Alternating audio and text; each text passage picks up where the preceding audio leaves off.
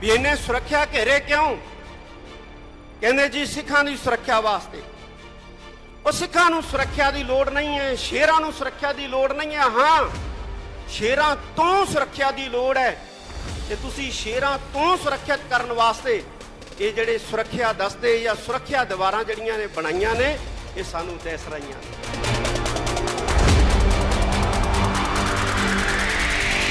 हाँ, कोई स्टेट का भेजिया जिहड़ा भेखी जिहड़ा है नकली दाड़ी केस ला के भावें कोई जुल्म कर जे, पर जिहड़ा गुरु नानक साहिब सच्चे पातशाह का सिख है वो कदे भी जुल्म वाल जिहड़ा जुल्म रोकदा जरूर है लेकिन जुल्म नहीं करता। सिखां नूं नपना है, सिखां नूं कुटना है, सिखां नूं दबना है, आर्थिक तौर पर कमज़ोर करने, समाजिक तौर पर कमज़ोर करने, धार्मिक तौर पर कमज़ोर करने और राजनीतिक तौर पर भी कमज़ोर करने। ये नीतियां 1947 च बन गई। अज साडे सामने बहुत सारिया चुनौतियां जिहड़ियां ने वो खड़ियां ने, जिहड़ियां सानू कमज़ोर कर रही ने। धार्मिक तौर के उत्ते सानू धार्मिक तौर के उत्ते कमज़ोर करने वास्ते पंजाब की इस धरती के उत्ते ईसाईयत का प्रचार जिहड़ा है बड़े जोर शोर के नाल चलाया जा रहा है। जे असीं धार्मिक तौर पर कमज़ोर हो गए, समाजिक तौर पर कमज़ोर हो गए, आर्थिक तौर पर कमज़ोर हो गए, राजनीतिक कमज़ोरी नूं कोई रोक ही नहीं सकता है। राजनीतिक कमज़ोरी आएगी ही आएगी और असीं उन्ना राज तो दूर होवांगे जिन्ना धार्मिक तौर पर कमज़ोर होवांगे। साडा नौजवान नशियां च गिरफ्त हो रहा है, नौजवान पढ़ाई तो जिहड़ा है वो पासा वट रहा है। नौजवानों के अंदर कौमी जज्बा जिहड़ा है वो पैदा करने की अज सब तो वड्डी साध संगत की जरूरत है। जिहड़े दूसरे लोग है वो लुक छिप के जिहड़े है अपने लोगों को हथियारों की ट्रेनिंग दे रहे हैं, शस्त्रां की ट्रेनिंग दे रहे हैं। असी लुक छिप के नहीं देंगे, असी शरेआम देंगे, खुलेआम देंगे।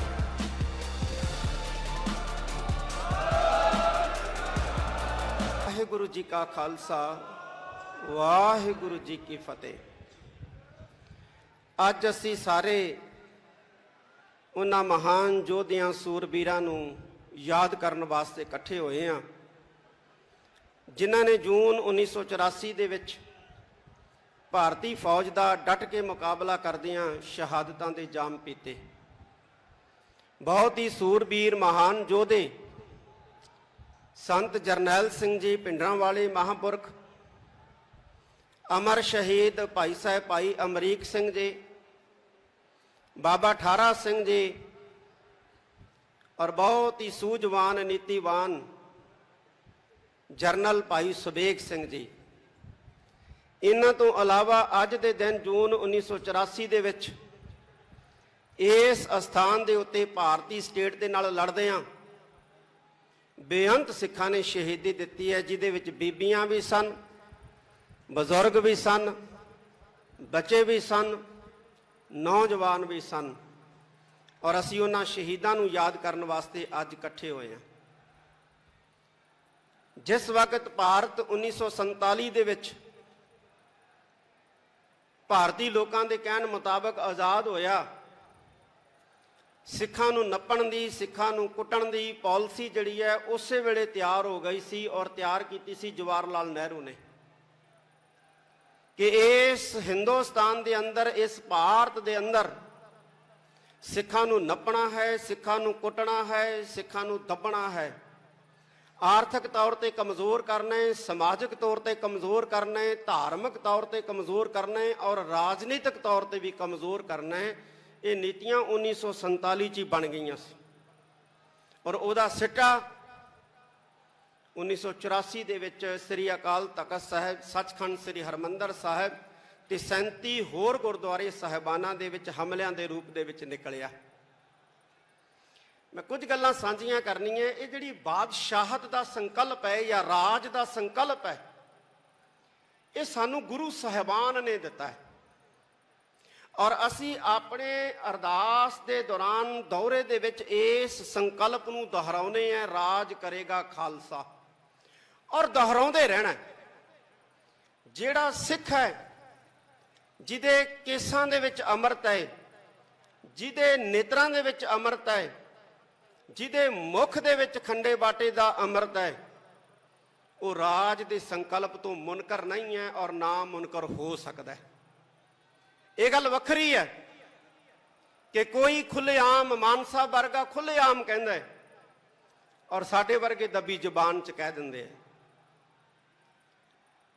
ਅਸੀਂ ਪੜ੍ਹਦੇ ਹਾਂ ਕਿ ਰਾਜ ਕਰੇਗਾ ਖਾਲਸਾ। ਕੌਣ ਰਾਜ ਕਰੂਗਾ? ਖਾਲਸਾ ਰਾਜ ਕਰੂਗਾ। ਤੇ ਜੇ ਅਸੀਂ ਰਾਜ ਕਰਨੇ, ਰਾਜ ਲੈਣੇ, ਤੇ ਸਾਨੂੰ ਖਾਲਸਾ ਬਣਨਾ ਪਏਗਾ। ਅੱਜ ਸਾਡੇ ਸਾਹਮਣੇ ਬਹੁਤ ਸਾਰੀਆਂ ਚੁਣੌਤੀਆਂ ਜਿਹੜੀਆਂ ਨੇ ਉਹ ਖੜੀਆਂ ਨੇ, ਜਿਹੜੀਆਂ ਸਾਨੂੰ ਕਮਜ਼ੋਰ ਕਰ ਰਹੀਆਂ ਨੇ, ਧਾਰਮਿਕ ਤੌਰ ਦੇ ਉੱਤੇ, ਸਮਾਜਿਕ ਤੌਰ ਦੇ ਉੱਤੇ ਔਰ ਆਰਥਿਕ ਤੌਰ ਦੇ ਉੱਤੇ। ਸਾਨੂੰ ਧਾਰਮਿਕ ਤੌਰ ਦੇ ਉੱਤੇ ਕਮਜ਼ੋਰ ਕਰਨ ਵਾਸਤੇ ਪੰਜਾਬ ਦੀ ਇਸ ਧਰਤੀ ਦੇ ਉੱਤੇ ਈਸਾਈਅਤ ਦਾ ਪ੍ਰਚਾਰ ਜਿਹੜਾ ਹੈ ਬੜੇ ਜ਼ੋਰ ਸ਼ੋਰ ਦੇ ਨਾਲ ਚਲਾਇਆ ਜਾ ਰਿਹਾ ਹੈ। ਪੰਜਾਬ ਦੇ ਅੰਦਰ ਪਿੰਡ ਪਿੰਡ ਚਰਚਾਂ ਬਣ ਰਹੀਆਂ ਔਰ ਮਸੀਤਾਂ ਬਣ ਰਹੀਆਂ। ਇਹ ਸਾਡੇ ਵਾਸਤੇ ਚਿੰਤਾ ਵਾਲੀ ਗੱਲ ਹੈ, ਸਾਡੇ ਵਾਸਤੇ ਫਿਕਰ ਵਾਲੀ ਗੱਲ ਹੈ। ਮੈਂ ਸਾਰੇ ਮਹਾਂਪੁਰਖਾਂ ਨੂੰ, ਜਿੰਨੇ ਵੀ ਸਿੱਖ ਧਰਮ ਨਾਲ ਸੰਬੰਧਿਤ ਮਹਾਂਪੁਰਖ ਹੈ ਜਿਹੜੇ ਪ੍ਰਚਾਰ ਦੀ ਸੇਵਾ ਕਰਦੇ ਰਹੇ ਨੇ, ਮੈਂ ਉਹਨਾਂ ਨੂੰ ਇਹ ਕਹਿਣਾ ਚਾਹਾਂਗਾ ਕਿ ਇੱਕ ਵਾਰੀ ਫੇਰ ਨਿਕਲੋ। ਜਿਵੇਂ ਸੰਤ ਬਾਬਾ ਗੁਰਬਚਨ ਸਿੰਘ ਜੀ ਭਿੰਡਰਾਂ ਵਾਲੇ, ਜਿਵੇਂ ਸੰਤ ਬਾਬਾ ਜਵਾਲਾ ਸਿੰਘ ਜੀ ਹਰਖੋਵਾਲ ਵਾਲੇ, ਜਿਵੇਂ ਮਹਾਂਪੁਰਖ ਸੰਤ ਬਾਬਾ ਅਤਰ ਸਿੰਘ ਜੀ ਮਸਤੂਆਣਾ ਸਾਹਿਬ ਵਾਲੇ, ਇਹਨਾਂ ਨੇ ਵਹੀਰਾਂ ਘੱਤ ਕੇ ਪਿੰਡਾਂ ਦੇ ਵਿੱਚ ਪ੍ਰਚਾਰ ਕੀਤਾ ਸੀ ਤੇ ਸਿੱਖੀ ਬੁਲੰਦ ਕੀਤੀ ਸੀ। ਅੱਜ ਵੀ ਮੈਂ ਇਹਨਾਂ ਮਹਾਂਪੁਰਖਾਂ ਨੂੰ ਅਪੀਲ ਕਰੂੰਗਾ ਕਿ ਪਿੰਡਾਂ ਦੇ ਵਿੱਚ ਜਾ ਕੇ, ਖਾਸ ਤੌਰ ਤੇ ਬਾਰਡਰ ਏਰੀਏ ਦੇ ਪਿੰਡਾਂ ਦੇ ਵਿੱਚ ਜਾ ਕੇ ਸਿੱਖੀ ਨੂੰ ਮਜ਼ਬੂਤ ਕਰੋ। ਹੁਣ ਏਸੀ ਕਮਰਿਆਂ ਚੋਂ ਬਾਹਰ ਨਿਕਲਣ ਦਾ ਸਮਾਂ ਆ ਗਿਆ, ਪਿੰਡਾਂ ਦੇ ਵਿੱਚ ਜਾਣ ਦਾ ਸਮਾਂ ਆ ਗਿਆ, ਪਿੰਡਾਂ ਦੇ ਵਿੱਚ ਪ੍ਰਚਾਰ ਕਰਨ ਦਾ ਸਮਾਂ ਆ ਗਿਆ। ਕਿਉਂਕਿ ਜੇ ਅਸੀਂ ਧਾਰਮਿਕ ਤੌਰ ਤੇ ਮਜ਼ਬੂਤ ਨਾ ਹੋਵਾਂਗੇ, ਅਸੀਂ ਆਰਥਿਕ ਤੌਰ ਤੇ ਮਜ਼ਬੂਤ ਨਹੀਂ ਹੋਵਾਂਗੇ। ਅਸੀਂ ਆਰਥਿਕ ਤੌਰ ਤੇ ਮਜ਼ਬੂਤ ਨਹੀਂ ਹੋਵਾਂਗੇ, ਅਸੀਂ ਸਮਾਜਿਕ ਤੌਰ ਤੇ ਮਜ਼ਬੂਤ ਨਹੀਂ ਹੋਵਾਂਗੇ। ਤੇ ਜੇ ਅਸੀਂ ਧਾਰਮਿਕ ਤੌਰ ਤੇ ਕਮਜ਼ੋਰ ਹੋ ਗਏ, ਸਮਾਜਿਕ ਤੌਰ ਤੇ ਕਮਜ਼ੋਰ ਹੋ ਗਏ, ਆਰਥਿਕ ਤੌਰ ਤੇ ਕਮਜ਼ੋਰ ਹੋ ਗਏ, ਰਾਜਨੀਤਿਕ ਕਮਜ਼ੋਰੀ ਨੂੰ ਕੋਈ ਰੋਕ ਹੀ ਨਹੀਂ ਸਕਦਾ ਹੈ। ਰਾਜਨੀਤਿਕ ਕਮਜ਼ੋਰੀ ਆਏਗੀ ਹੀ ਆਏਗੀ ਔਰ ਅਸੀਂ ਉਹਨਾਂ ਰਾਜ ਤੋਂ ਦੂਰ ਹੋਵਾਂਗੇ ਜਿੰਨਾ ਧਾਰਮਿਕ ਤੌਰ ਤੇ ਕਮਜ਼ੋਰ ਹੋਵਾਂਗੇ। ਸਾਨੂੰ ਧਾਰਮਿਕ ਤੌਰ ਤੇ ਮਜ਼ਬੂਤ ਹੋਣ ਦੀ ਬਹੁਤ ਵੱਡੀ ਜ਼ਰੂਰਤ ਹੈ। ਸਾਡਾ ਨੌਜਵਾਨ ਨਸ਼ਿਆਂ 'ਚ ਗ੍ਰਿਫਤ ਹੋ ਰਿਹਾ ਹੈ, ਨੌਜਵਾਨ ਪੜ੍ਹਾਈ ਤੋਂ ਜਿਹੜਾ ਹੈ ਉਹ ਪਾਸਾ ਵੱਟ ਰਿਹਾ ਹੈ। ਨੌਜਵਾਨਾਂ ਦੇ ਅੰਦਰ ਕੌਮੀ ਜਜ਼ਬਾ ਜਿਹੜਾ ਹੈ ਉਹ ਪੈਦਾ ਕਰਨ ਦੀ ਅੱਜ ਸਭ ਤੋਂ ਵੱਡੀ ਸਾਧ ਸੰਗਤ ਦੀ ਜ਼ਰੂਰਤ ਹੈ। ਇੱਕ ਗੱਲ ਮੈਂ ਹੋਰ ਕਹਿਣੀ ਚਾਹੁੰਦਾ ਕਿ ਇਹ ਜਿਹੜੀ ਸਿੱਖ ਕੌਮ ਹੈ, ਇਹ ਮਰਦੇ ਮੁਜ਼ਾਹਦ ਧੰਨ ਧੰਨ ਸਾਹਿਬ ਸ੍ਰੀ ਗੁਰੂ ਗੋਬਿੰਦ ਸਿੰਘ ਪਾਤਸ਼ਾਹ ਦੀ ਪੈਦਾ ਕੀਤੀ, ਗੁਰੂ ਨਾਨਕ ਸਾਹਿਬ ਸੱਚੇ ਪਾਤਸ਼ਾਹ ਦੀ ਜਿਹੜੀ ਹੈ ਉਹ ਪ੍ਰਜਵਲਿਤ ਕੀਤੀ ਸ਼ੇਰਾਂ ਦੀ ਕੌਮ ਹੈ।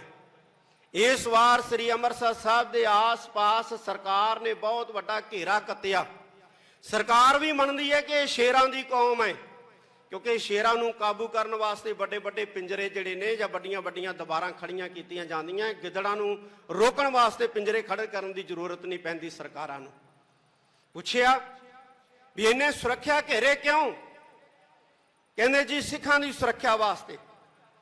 ਉਹ ਸਿੱਖਾਂ ਨੂੰ ਸੁਰੱਖਿਆ ਦੀ ਲੋੜ ਨਹੀਂ ਹੈ, ਸ਼ੇਰਾਂ ਨੂੰ ਸੁਰੱਖਿਆ ਦੀ ਲੋੜ ਨਹੀਂ ਹੈ। ਹਾਂ, ਸ਼ੇਰਾਂ ਤੋਂ ਸੁਰੱਖਿਆ ਦੀ ਲੋੜ ਹੈ ਤੇ ਤੁਸੀਂ ਸ਼ੇਰਾਂ ਤੋਂ ਸੁਰੱਖਿਅਤ ਕਰਨ ਵਾਸਤੇ ਇਹ ਜਿਹੜੇ ਸੁਰੱਖਿਆ ਦਸਤੇ ਜਾਂ ਸੁਰੱਖਿਆ ਦੀਵਾਰਾਂ ਜਿਹੜੀਆਂ ਨੇ ਬਣਾਈਆਂ ਨੇ, ਇਹ ਸਾਨੂੰ ਦਿਸ ਰਹੀਆਂ ਨੇ।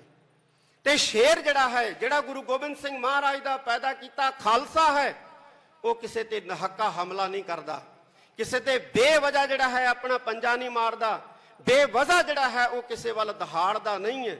ਹਾਂ, ਕੋਈ ਸਟੇਟ ਦਾ ਭੇਜਿਆ ਜਿਹੜਾ ਭੇਖੀ ਜਿਹੜਾ ਹੈ ਨਕਲੀ ਦਾੜੀ ਕੇਸ ਲਾ ਕੇ ਭਾਵੇਂ ਕੋਈ ਜ਼ੁਲਮ ਕਰ ਜੇ, ਭਾਵੇਂ ਕੋਈ ਕਿਸੇ ਤੇ ਜ਼ਬਰ ਕਰ ਜੇ, ਪਰ ਜਿਹੜਾ ਗੁਰੂ ਨਾਨਕ ਸਾਹਿਬ ਸੱਚੇ ਪਾਤਸ਼ਾਹ ਦਾ ਸਿੱਖ ਹੈ ਉਹ ਕਦੇ ਵੀ ਜ਼ੁਲਮ ਵੱਲ, ਜਿਹੜਾ ਜ਼ੁਲਮ ਰੋਕਦਾ ਜ਼ਰੂਰ ਹੈ ਲੇਕਿਨ ਜ਼ੁਲਮ ਨਹੀਂ ਕਰਦਾ।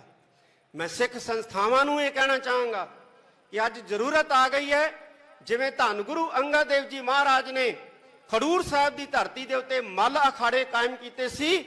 ਅੱਜ ਗੱਤਕਾ ਅਕੈਡਮੀਆਂ ਤੇ ਗੱਤਕੇ ਅਖਾੜੇ ਜਿਹੜੇ ਨੇ ਸਾਡੀਆਂ ਸੰਸਥਾਵਾਂ ਗੁਰਦੁਆਰਾ ਸਾਹਿਬਾਨ ਦੇ ਅੰਦਰ ਕਾਇਮ ਕਰਨ ਔਰ ਮਾਡਰਨ ਜਿਹੜੇ ਨੇ ਸ਼ਸਤਰ ਅਭਿਆਸ ਦੇ ਕੇਂਦਰ, ਜਿਹਨੂੰ ਸ਼ੂਟਿੰਗ ਰੇਂਜਾਂ ਕਹਿੰਦੇ ਨੇ, ਉਹ ਵੀ ਕਾਇਮ ਕੀਤੀਆਂ ਜਾਣ। ਕੋਈ ਹਰਜ ਨਹੀਂ ਹੈ ਸਾਧ ਸੰਗਤ ਜੀ।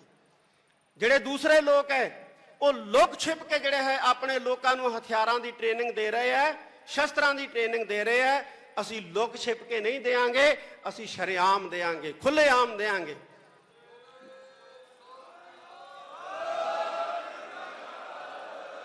ਅੱਜ ਵਕਤ ਆ ਗਿਆ ਅਸੀਂ ਇਕੱਠੇ ਹੋਈਏ, ਅਸੀਂ ਆਪਣੇ ਨੌਜਵਾਨਾਂ ਨੂੰ ਨਸ਼ਿਆਂ ਤੋਂ ਬਚਾ ਕੇ ਸ਼ਸਤਰ ਅਭਿਆਸ ਵਾਲੇ ਪਾਸੇ ਲਾਈਏ, ਬਾਣੀ ਦੇ ਅਧਿਐਨ ਵਾਲੇ ਪਾਸੇ ਲਾਈਏ ਔਰ ਵਿਦਿਆ ਦੇ ਲਈ ਉਹਨਾਂ ਨੂੰ ਇੰਨਾ ਪ੍ਰਬੀਨ ਕਰ ਦਈਏ ਕਿ ਸਾਡੇ ਸਿੱਖ ਨੌਜਵਾਨ ਜਿਹੜੇ ਮੁਲਕ ਦੇ ਵਿੱਚ ਵੀ ਜਾਣ, ਯਹੂਦੀਆਂ ਵਾਂਗੂ ਉਹਨਾਂ ਦੀ ਇਕਨੋਮੀ ਨੂੰ ਜਿਹੜਾ ਹੈ ਉਹ ਕਾਬੂ ਕਰ ਲੈਣ। ਜਦੋਂ ਸਾਡੇ ਨੌਜਵਾਨ ਇਸ ਕਾਬਲ ਬਣ ਗਏ ਕਿ ਦੁਨੀਆ ਦੇ ਮੁਲਕਾਂ ਦੇ ਵਿੱਚ ਜਾ ਕੇ ਉਹਨਾਂ ਦੀਆਂ ਇਕਨੋਮੀਆਂ ਦੱਬ ਲਈਆਂ ਤੇ ਸਾਡਾ ਰਾਜ ਜਿਹੜਾ ਹੈ ਦੁਨੀਆ ਦੀ ਕੋਈ ਤਾਕਤ ਜਿਹੜੀ ਹੈ ਉਹ ਰੋਕ ਨਹੀਂ ਸਕੂਗੀ।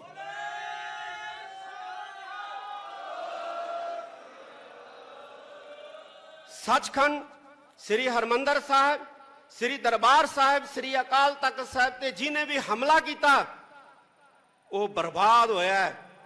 ਜਿਹੜੀ ਪਾਰਟੀ ਨੇ ਹਮਲਾ ਕੀਤਾ ਉਹ ਬਰਬਾਦ ਹੋਇਆ ਹੈ। ਔਰ ਜਿਹੜੇ ਮੁਲਕ ਨੇ ਸਾਥ ਦਿੱਤਾ, ਰਸ਼ੀਆ ਵਰਗਾ, ਉਹਨੂੰ ਇੱਕ ਨਿੱਕੇ ਜਿਹੇ ਮੁਲਕ ਨੇ ਜਿਹੜਾ ਉਹ ਵਾਣੀ ਪਾ ਰੱਖਿਆ ਹੈ। ਔਰ ਜਿੰਨਾ ਚਿਰ ਪੰਥ ਦੀ ਸ਼ਰਨ ਦੇ ਵਿੱਚ ਆ ਕੇ ਸੀਸ ਨਹੀਂ ਝੁਕਾਉਂਦੇ ਰਸ਼ੀਆ ਵਰਗੇ, ਇਹਨਾਂ ਨੂੰ ਟੁੱਟਣੋਂ ਕੋਈ ਨਹੀਂ ਬਚਾ ਸਕਦਾ, ਇਹਨਾਂ ਨੂੰ ਡੁੱਬਣੋਂ ਕੋਈ ਨਹੀਂ ਬਚਾ ਸਕਦਾ ਔਰ ਇਹਨਾਂ ਨੂੰ ਮਰਨੋਂ ਕੋਈ ਨਹੀਂ ਬਚਾ ਸਕਦਾ ਹੈ। ਇਹ ਗੁਰੂ ਨਾਨਕ ਸਾਹਿਬ ਦਾ ਦਰ ਹੈ, ਗੁਰੂ ਨਾਨਕ ਸਾਹਿਬ ਦਾ ਘਰ ਹੈ। ਅੰਤ ਦੇ ਵਿੱਚ ਮੈਂ ਸਾਰੀਆਂ ਸਤਿਕਾਰਤ ਪੋਲੀਟੀਕਲ ਪਾਰਟੀਆਂ ਦੇ, ਖਾਸ ਤੌਰ ਤੇ ਸਿੱਖ ਪਾਰਟੀਆਂ ਦੇ ਆਗੂ ਬੈਠੇ ਨੇ, ਉਹਨਾਂ ਦਾ ਧੰਨਵਾਦ ਕਰਦਾ ਹਾਂ। ਆਪ ਸਾਰੀ ਸੰਗਤ ਦਾ ਧੰਨਵਾਦ, ਸਿੱਖ ਜਥੇਬੰਦੀਆਂ, ਸੰਪਰਦਾਵਾਂ ਦਾ, ਸੰਸਥਾਵਾਂ ਦਾ ਧੰਨਵਾਦ। ਅਸੀਂ ਇਕੱਠੇ ਹੋ ਕੇ ਚੱਲੀਏ। ਪਿੰਡਾ ਬੜਾ ਵਿਖੜਾ ਸਾਧ ਸੰਗਤ ਜੀ। ਜਦੋਂ ਕੱਲਾ ਬੰਦਾ ਕੋਈ ਪੈਂਡੇ ਦੇ ਉੱਤੇ ਸਫ਼ਰ ਕਰਦਾ ਹੈ ਤੇ ਬਹੁਤ ਤੰਗੀ ਆਉਂਦੀ ਹੈ, ਬਹੁਤ ਮੁਸੀਬਤਾਂ ਦਾ ਸਾਹਮਣਾ ਕਰਨਾ ਪੈਂਦਾ ਹੈ। ਪਰ ਜਦੋਂ ਕਾਫਲੇ ਬਣਾ ਕੇ ਵਿਖੜੇ ਪੈਂਡਿਆਂ ਦੇ ਉੱਤੇ ਤੁਰਿਆ ਜਾਂਦਾ ਹੈ, ਮਤਭੇਦ ਭੁਲਾ ਕੇ, ਤੇ ਉਦੋਂ ਵਿਖੜੇ ਪੈਂਡੇ ਵੀ ਜਿਹੜੇ ਆ ਉਹ ਆਸਾਨ ਹੋ ਜਾਂਦੇ ਆ। ਅਸੀਂ ਬੁਲੰਦੀਆਂ ਛੂਵਾਂਗੇ, ਗੁਰੂ ਦੇ ਬਣ ਜਾਈਏ। ਗੁਰੂ ਸਾਡੇ ਨਾਲ ਹੈ, ਗੁਰੂ ਦੀ ਅਸੀਸ ਸਾਡੇ ਨਾਲ ਹੈ। ਸਾਰੀ ਸੰਗਤ ਦਾ ਬਹੁਤ ਬਹੁਤ ਧੰਨਵਾਦ। ਵਾਹਿਗੁਰੂ ਜੀ ਕਾ ਖਾਲਸਾ, ਵਾਹਿਗੁਰੂ ਜੀ ਕੀ ਫਤਿਹ।